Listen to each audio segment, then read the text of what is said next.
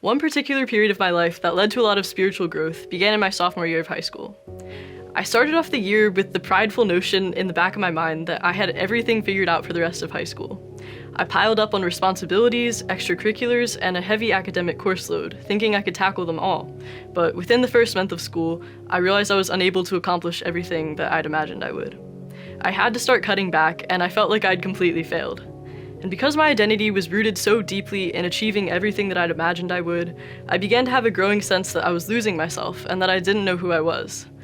I became obsessed with myself and rebuilding what I thought was my identity. But of course, this just filled me with selfishness, discontentment, and bitterness at the disconnect between what I imagined and reality. One night, my family and I went out for dinner, and I just kept propagating all of these negative thoughts through my head, and it showed outwardly through my interactions and behavior, which were filled with the same negativity. On the long car ride back home, my family gently called out the negative changes they had seen in me. My bitterness, selfishness, and what I hadn't realized, my fear over the lack of control I felt in my life. I knew I had to turn things around.